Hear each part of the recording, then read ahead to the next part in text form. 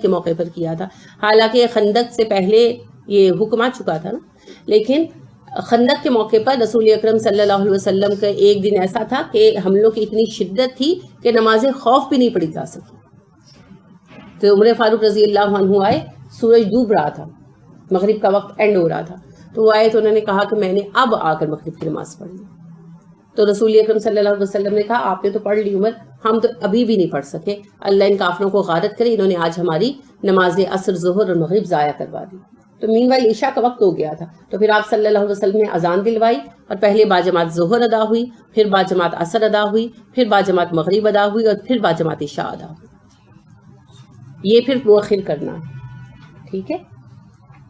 اب کس وقت کیا صورتحال چلے گی یہ وہ لوگ جانتے ہیں جو وار فیلڈ میں موجود ہیں، جو ان کو صورتحال درپیش ہے اس کے مطابق فیصلہ ہو.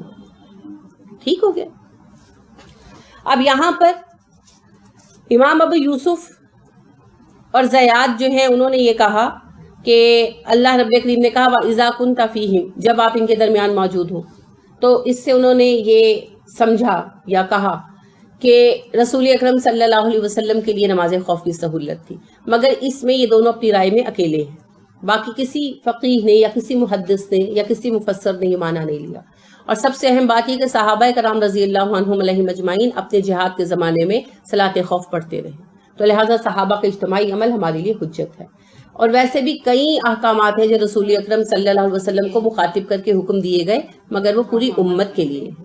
ٹھیک ہے، کیونکہ براہ راست خطاب رسول اکرم صلی اللہ علیہ وسلم سے ہے نا، اس لیے.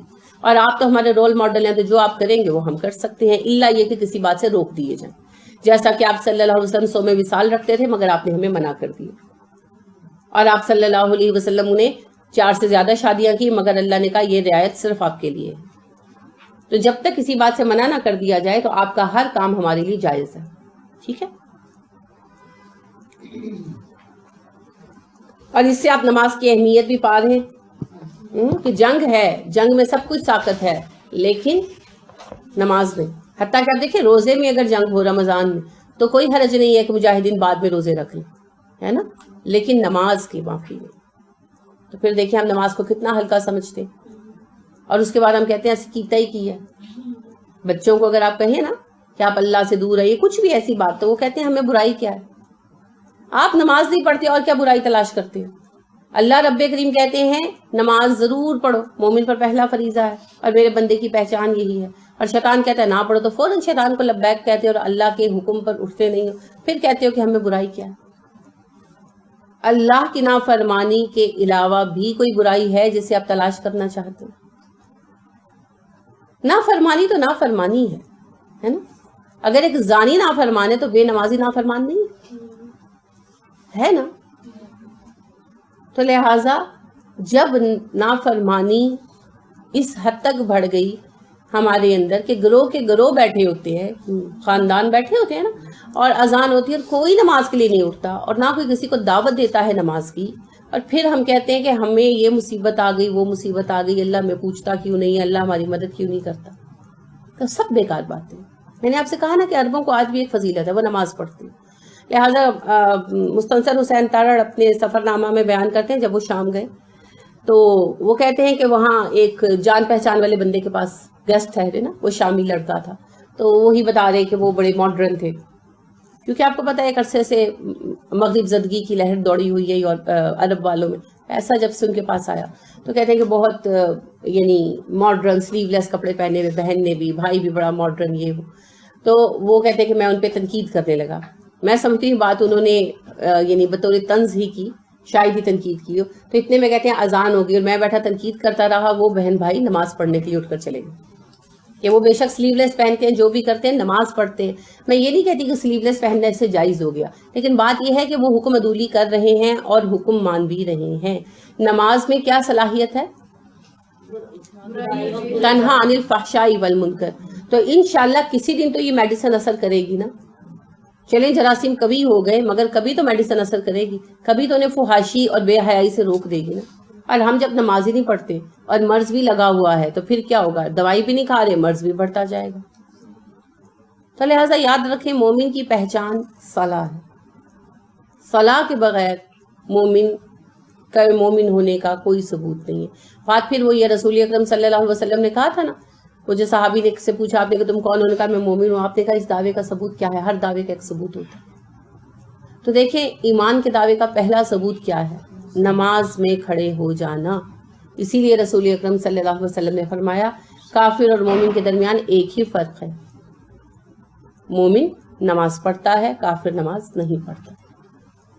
تو پھر آج ہمارے اور کافروں کے درمیان کیا فرق ہے؟ ہم نے فرق خود مٹا دیا نا۔ تو اس امتیاز کو واپس لائیں۔ اگر آپ چاہتے ہیں کہ ہم دوبارہ ترقی کے راستے پر چلے دین اور دنیا میں، تو نماز باجماعت کو واپس لانا ہوگا، کیونکہ آپ دیکھیے جب موسیٰ علیہ السلام مصر میں واپس گئے تو پہلا حکم اللہ نے کیا دیا؟ نماز باجماعت قائم کراؤ۔ جب رسول اکرم صلی اللہ علیہ وسلم مدینہ آئے تو سب سے پہلا حکم کیا ہوا؟ نماز باجماعت کا۔ نماز کا حکم تو مکہ میں آ چکا تھا مگر باجماعت نہیں تھی۔ مدینہ میں سب سے پہلا کام کیا ہوا؟ باجماعت نماز۔ نماز باجماعت کے بغیر قوم کی تنظیم نہیں ہو سکتی، کسی صورت نہیں ہو سکتی۔ لہٰذا ترقی کی طرف پہلا قدم کیا ہے؟ نماز باجماعت کا آغاز۔ یہ دین اور دنیا دونوں میں ترقی دلائے گا آپ کو۔ اور تنزلی کی طرف پہلا قدم کیا ہے؟ نماز کا چھوڑ دینا۔ تو نماز قائم کریں اور جماعت سے قائم کریں، اپنے بچوں کو عادت ڈالیں۔ انشاءاللہ جیسے جیسے مسجدیں آباد ہوں گی نا ویسے ویسے اتحاد آئے گا۔ یہ مذاق کی بات نہیں ہے، یعنی یہ صرف یہ نہیں ہے کہ مسجد آباد ہوگی تو اللہ خوش ہوں گے، وہ تو ہوں گے ہی، مسلمانوں میں اتحاد آئے گا، مسلمانوں میں اتحاد آئے گا۔ رسول اکرم صلی اللہ علیہ وسلم نے کہا نا صفیں ٹیڑھی مت کرو تمہارے دل ٹیڑھے ہو جائیں گے، صفوں میں گیپ مت رکھا کرو تمہارے دل انتشار اور پھوٹ کا شکار ہو جائیں گے۔ تو ہم لوگوں کے اندر نفرت اسی لیے ہے، ہم مسجدوں میں جا کر صفیں نہیں بنا پاتے۔ آپ دیکھیے صحابہ پتہ ہے کیسے صفیں بناتے تھے؟ مردوں کی صفیں اکٹھی، پھر بچوں کی صفیں، پھر عورتوں کی صفیں۔ اب ہم کیا کرتے ہیں؟ اپنے بچے کو ساتھ ہی کھڑا کرتے ہیں، تو صف مکمل ہو پاتی ہے؟ نہیں، سائز ہی ایک جیسا نہیں ہوتا۔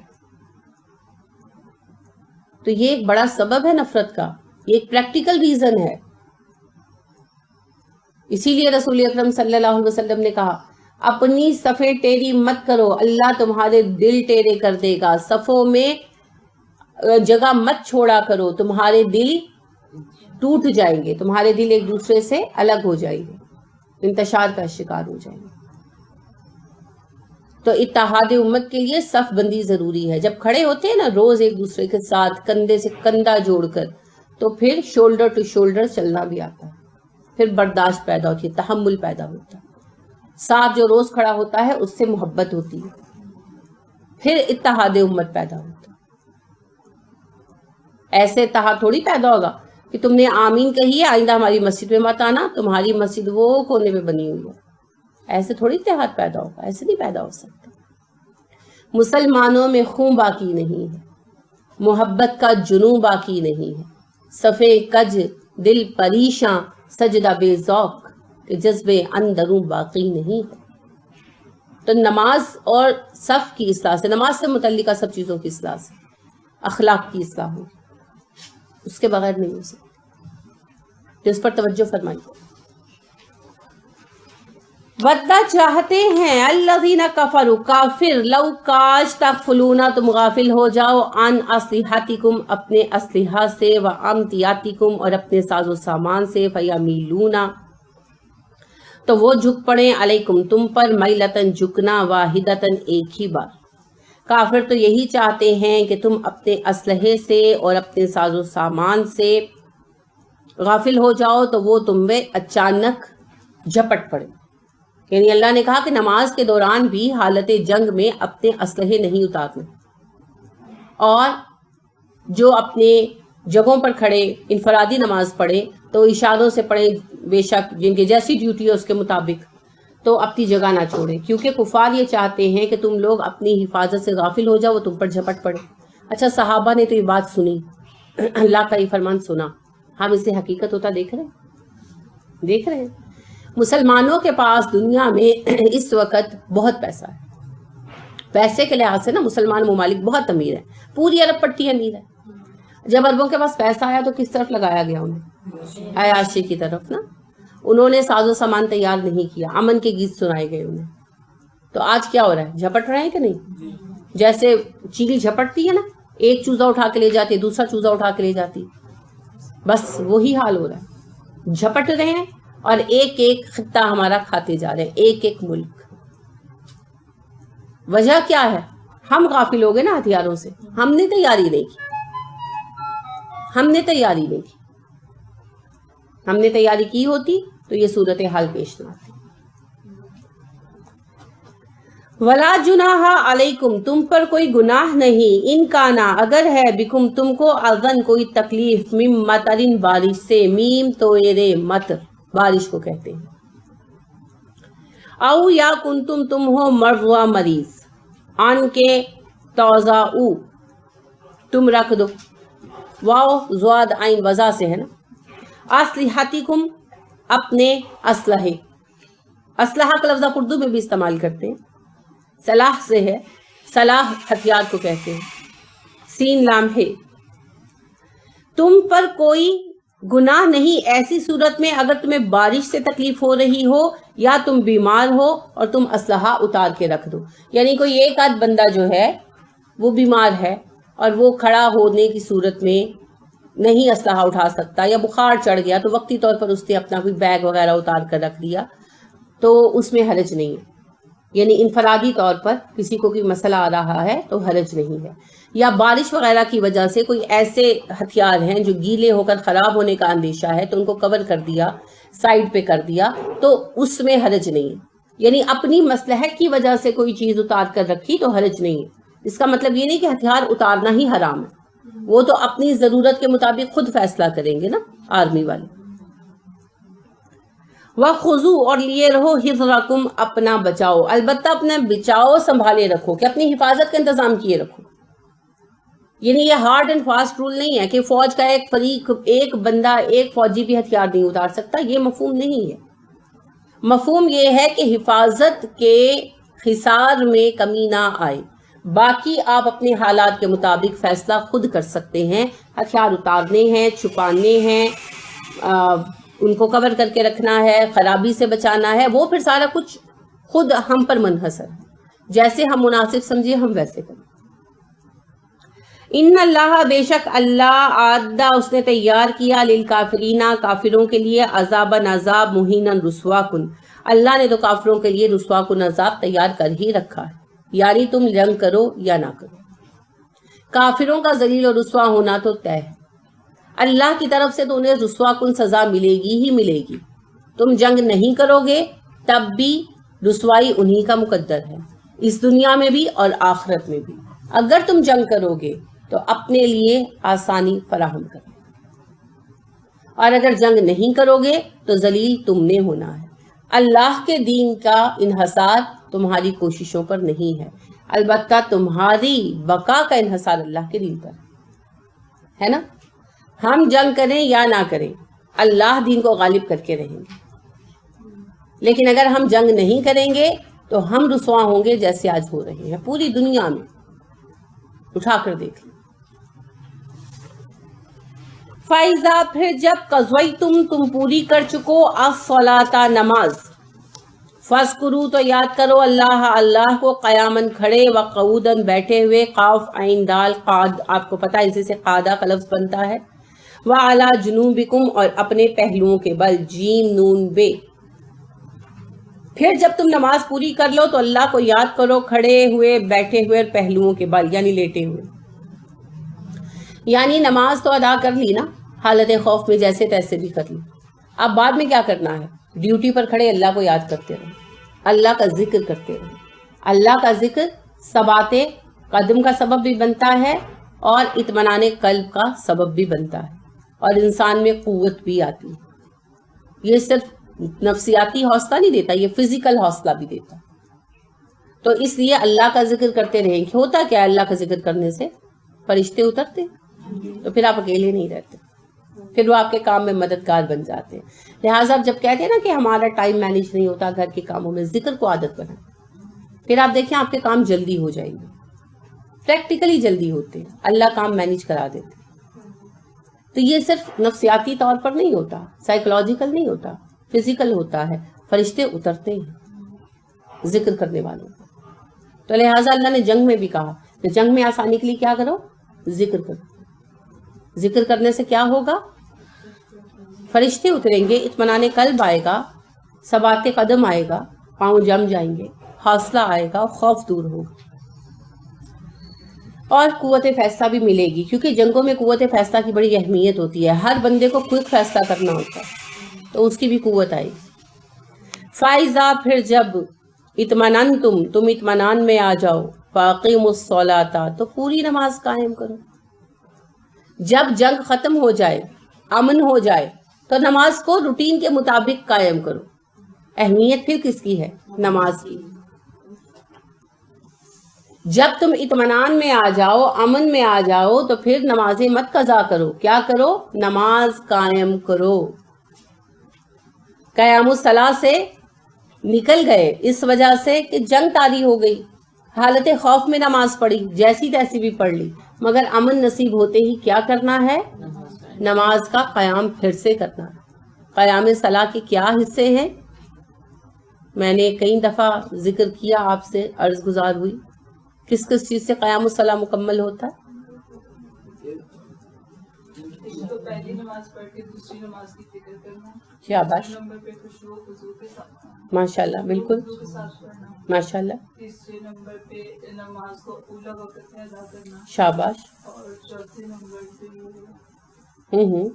تعلیل ارکان، رکنوں کو پورا رکھنا. تعدیل ارکان. ماشاء اللہ. آپ لوگوں کے لیے انسینٹیو ہے، وہ کلاس میں نہیں آتی، وہ ویسے ہی لیکچر سن رہی تھی تو انہوں نے توجہ سے سنے نا. آپ ریگولر کلاس دے رہے ہیں اور آپ نے ان سے زیادہ پڑھا ہے، اور یہ بات میں بہت دفعہ دہرا چکی ہوں. تھوڑا حاضر دماغ رہا کریں. خشوع و خضوع، تعدیل ارکان، نماز کے بعد نماز کی فکر، اور اولا وقت میں نماز کی ادائیگی. ان کاموں سے کیا ہوتا ہے؟ قیام الصلاح کی تکمیل ہوتی ہے. ٹھیک ہے؟ ہماری طرح ہم جو نماز اتار کے پھینک دیتے ہیں نا، اس سے قیام الصلاح کی کیفیت ہی نہیں آتی. اسی لیے پھر جب ہم دوسروں کو کہتے ہیں نا نماز پڑھو تو وہ نہیں پڑھتے. ہم نے پڑھا نا کہ جو کام آپ خود کر رہے ہو اس کی نصیحت کریں تو اثر ہوتا ہے. تو ہماری نصیحت کا اثر اسی وجہ سے نہیں ہوتا کہ ہماری نمازیں جو ہے نا وہ بے جان سی نمازیں. تو یہ 4 ارکان پورے ہوں گے نا تو انشاءاللہ پتہ ہے کیا ہوگا؟ قیام الصلاح کی تکمیل ہوگی. اِنَّ بے شک الصلاۃ نماز کانت ہے علی المؤمنین مومنوں پر کتاباً فرض موقوتاً وقت کی پابندی کے ساتھ. واو قافتے وقت سے ہے، موقوت وقت کی پابندی. بے شک نماز تو مومنوں پر وقت کی پابندی کے ساتھ فرض کی گئی ہے. یعنی اولا وقت میں پڑھنا، پابندی کے ساتھ، فکر کے ساتھ نماز ادا کرنا. تو پھر اسلام سب سے پہلے کیا سکھاتا ہے؟ وقت کی پابندی. کیونکہ وقت کیا ہے؟ زندگی، عمر کیا ہے؟ وقت. تو وقت ضائع کرنا کیا ضائع کرنا ہے؟ عمر ضائع کرنا، زندگی ضائع کرنا. اور آپ کو پتہ ہے نا زندگی کا حساب ہوئے بغیر جنت میں نہیں جانا کسی نے. جب تک اس سوال کا جواب نہیں دیں گے کہ زندگی کہاں گزاری اور جوانی میں کیا کیا، جنت میں نہیں جانا. اس سوال پہ پکڑے جانا ہے لوگوں نے. تو مومن کو فکر ہوتی ہے نماز کی ادائیگی کی، تو نماز کے ساتھ ریگولر ہو جاتا ہے. خالی نمازیں ریگولر کر لینا. فجر کے ساتھ اٹھے ہیں، فجر سے ظہر تک میں نے یہ کام نپٹا لینے، تو پھر آپ کے بہت سارے کام نپٹ جاتے ہیں. پھر آپ ظہر پڑھتے ہیں، اچھا ظہر سے عصر تک میں نے یہ کرنا، پھر عصر سے مغرب تک یہ کرنا ہے، مغرب سے عشاء تک یہ کرنا ہے، عشاء کے بعد میں نے اس وقت سو جانا. پوری زندگی جو ہے نا انسان کی منظم ہو جاتی ہے. اور جب نماز میں کھڑے ہوتے ہیں تو کیا کرتے ہیں؟ ضبط. خارش ہو رہی ہے تو نہیں کھجانا، مچھر بیٹھ رہا ہے تو نہیں اڑانا، یعنی حرکتیں نہیں کرنی نماز میں جس سے ایسا لگے کہ نماز نہیں پڑھ رہے. تو اس سے پھر کیا آتا ہے؟ ضبط. تو پھر کون سی 2 چیزیں مکمل ہو جاتی ہیں؟ نظم و ضبط. تو مومن ڈسپلنڈ ہوتا ہے. تو اگر ہمیں اتنی زندگی میں نمازیں پڑھ کر ڈسپلن نہیں آیا تو اس کا مطلب کیا ہے؟ ہماری نمازوں میں خامی ہے. اور پھر دیکھیں اللہ نے خاص طور پر کیا کہا؟ نماز وقت کی پابندی کے ساتھ فرض کی گئی ہے. تو اس سے کیا پتا چلا؟ اولا وقت میں نماز پڑھنا اہم ہے. عبداللہ بن مسعود رضی اللہ عنہ کی حدیث یاد ہے؟ اللہ کے نبی صلی اللہ علیہ وسلم سب سے بڑی نیکی کیا ہے؟ آپ صلی اللہ علیہ وسلم نے ارشاد فرمایا اللہ کو واحد ماننا اور اس کے ساتھ کسی کو شریک نہ ٹھہرانا۔ ابن مسعود رضی اللہ عنہ نے پوچھا اللہ کے نبی صلی اللہ علیہ وسلم اس کے بعد؟ آپ صلی اللہ علیہ وسلم نے فرمایا اولا وقت میں نماز ادا کرنا۔ اور دوسری حدیث میں آپ نے فرمایا منافق کی نماز یوں ہوتی ہے کہ وہ بیٹھا سورج کو دیکھتا رہتا ہے کہ ابھی تو وقت ہے، ابھی تو وقت ہے، ابھی پڑھ لوں گا، ابھی تو وقت ہے، اور جب عین سورج ڈوبنے والا ہوتا ہے تو جلدی سے نماز کے لیے کھڑا ہو کر مرغے کی طرح ٹھونگے مار لیتا ہے۔ اب آپ نے خود سوچنا ہے کس کس کی نماز ایسے ہے، ٹھیک ہے؟ کیونکہ ایسا ہوتا ہے، آپ کہتے ہیں بھائی نماز پڑھ لو، ہاں ابھی تو وقت ہے، ابھی میں یہ کام کر لوں تو پڑھ لوں گی، ہوتا ہے نا گھروں میں، بعض اوقات ہم خود ایسا کر رہے ہوتے ہیں، ہاں اب حالت اذان ہوئی ہے، میں ذرا ہانڈی پکا لا، اب ہانڈی پکانے کیا کھڑے میں مٹن، اب ظاہر ہے اس سے تو لینے آدھا گھنٹہ 45 منٹ، تو آپ آخر وقت میں آ جائیں گے، پہلے نماز پڑھ کے ہانڈی پکا لیں، نماز پڑھتے ہوئے کون سا ٹائم لگتا ہے؟ یا چلیے اگر آپ کو اتنی ہی ایمرجنسی ہے ہانڈی پکانے کی تو پریشر بند کریں اور آ کر نماز پڑھ لیں، جتنی دیر میں آپ کے پریشر کیا وہ سلسلہ ہوگا اتنی دیر میں آپ کی نماز پڑھی جائے گی۔ لیکن پتہ کیا ہے، شیطان ہمیں ٹالتا ہے، کیونکہ شیطان چاہتا ہے اگر نمبر لگے بھی تو پاسنگ مارکس بھی نہ لگے، کم آئے۔ اور عصر کے لیے تو ویسے ہی رسول اکرم صلی اللہ علیہ وسلم نے کہا جلدی پڑھنے کھڑے، اور فجر کیوں؟ کیونکہ وہ فرشتے بدلتی ہے تو جی فرشتوں کی ڈیوٹیاں چینج ہوتی ہیں، درمیانی نماز کی حفاظت کریں بالکل، اور خاص طور پر آپ صلی اللہ علیہ وسلم نے فرمایا فرشتوں کی ڈیوٹیاں بدلتی ہیں، اور اللہ جب فرشتے جاتے ہیں اللہ کے حضور تو اللہ سب جانتا ہے، مگر وہ فرشتوں سے بطور حجت پوچھتا ہے کہ میرا بندہ کیا کر رہا تھا، تو اگر وہ نماز پڑھنے کھڑا ہو گیا تو وہ کہتا ہے فجر میں کہ اللہ جی نماز پڑھ رہا تھا، اور عصر والے بھی کیا کہتے ہیں نماز پڑھ رہا تھا۔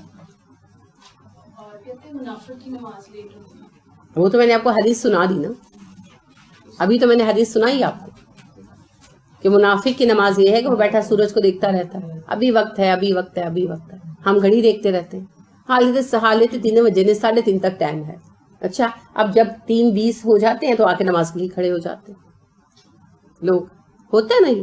اسی طرح اچھا میں نے 1-2 لوگوں میں یہ عادت پائی عشاء کی نماز لیٹ کرتے، حالت 10 بجے نے، حالت 11 بجے نے، اچھا 12 12:30 1 بجے کھڑے ہو جائیں گے، آخر وقت ہے نا، پھر مجبوری کیا ہے بھائی، آپ نے جاگنا بھی ہے، فرض کریں آپ کی روٹین ویسے ہی کوئی اچھی روٹین نہیں ہے، رسول اکرم صلی اللہ علیہ وسلم عشاء کے بعد باتیں کرنا پسند نہیں فرماتے تھے، اسی وجہ سے کہ لیٹ سوئیں گے تو فجر کو نہیں اٹھیں گے، لہٰذا باتیں کرنا حرام نہیں ہے، لیکن یہ کہ معروف تھوڑی دیر بیٹھ گئے چلو پھر سو گئے، یہ جو طریقہ ہے نا رات کو 3 بجے سونا اور صبح 12 بجے اٹھنا، یہ دنیاوی اعتبار سے بھی خرابی ہے اور دینی اعتبار سے بھی۔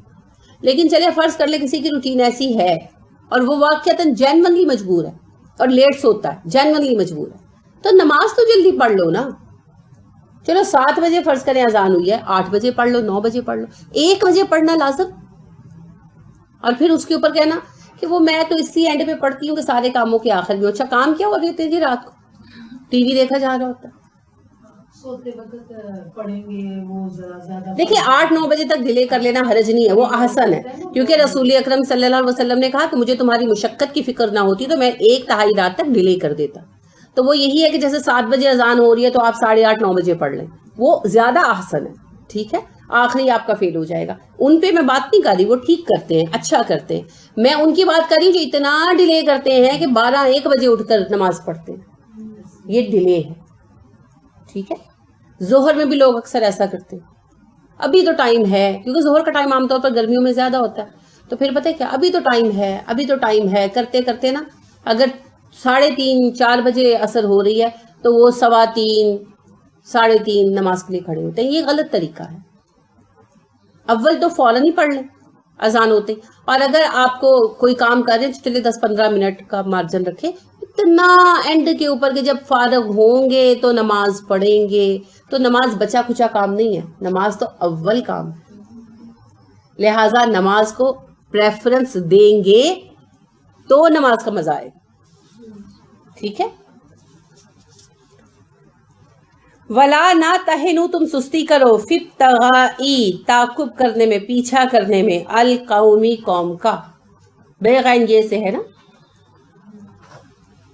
بغاوت بھی اسی سے ہوتا ہے، اور اس سے پھر ایک لفظ بنتا ہے، مصدر بنتا ہے ابتغاء، تلاش کرنا، تو یہاں پیچھا کرنے کے معنی میں آیا، اور تم ان لوگوں کا پیچھا کرنے میں، تعقب کرنے میں سستی نہ دکھاؤ. کن لوگوں کا؟ کافروں کا، دشمنوں کا.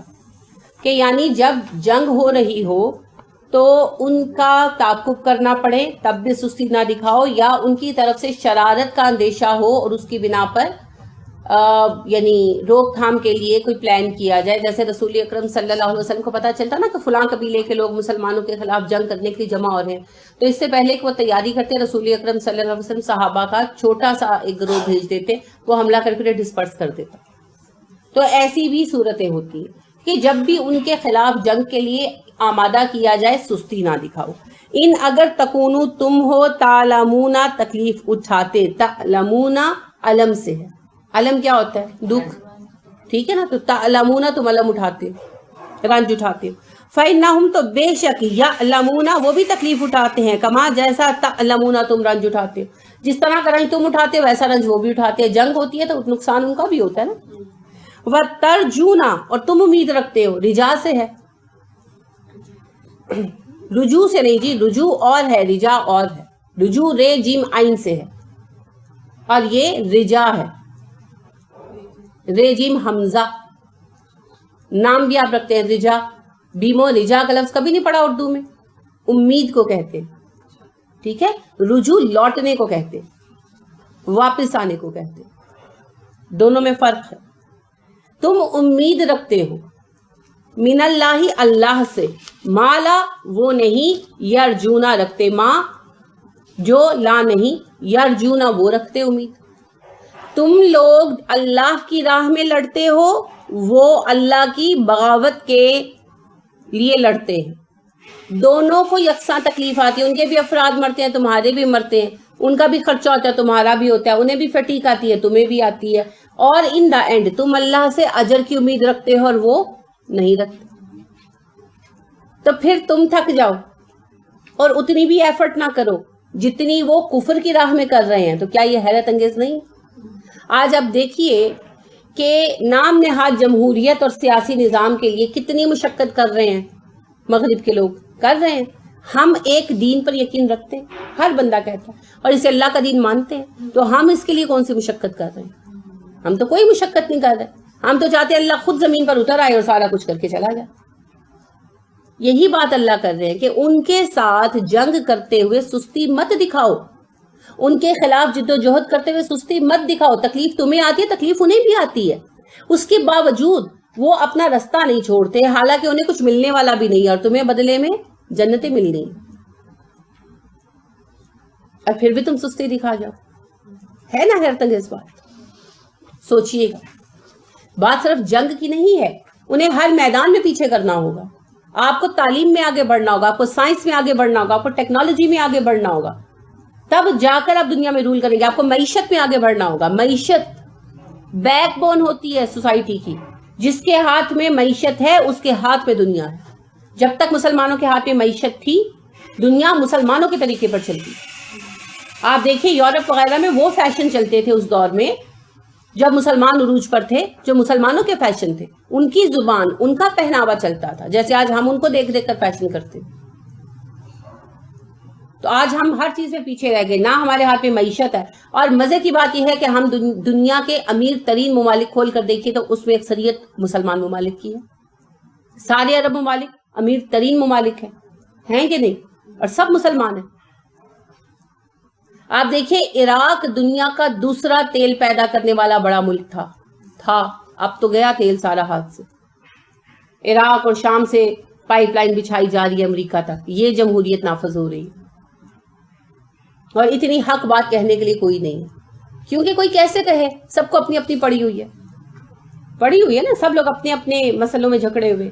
جتنے مسلمان ممالک ہیں، کہیں پر آپ کو امن اور سکون نظر آ کہ وہ اٹھ کر دوسرے کے متعلق بات کر سکے؟ اپنے ہی مسائل ختم نہیں ہو رہے. کہیں کرپشن ہے، کہیں بدامنی ہے، ٹیررزم ہے، اور اکثر ممالک میں ایک سے زیادہ مسائل ہیں. جیسے ہم ہر طرح کا مسئلہ فیس کر رہے ہیں. اندرونی خلفشار بھی طاری ہے، حکومت کا استحکام حاصل نہیں ہے. جو ہو رہا ہے انشاءاللہ حالات میں بہتری آئے گی، آنی ہی ہے. اور دوسری طرف ٹیررزم مسلط ہے، تیسری طرف معیشت ڈاماڈول ہے، خالی ہو رہا ملک، کیا جا رہا ہے. تو ایسی ساری صورت حال کے اندر باہر والوں کی کیا خبر لیں؟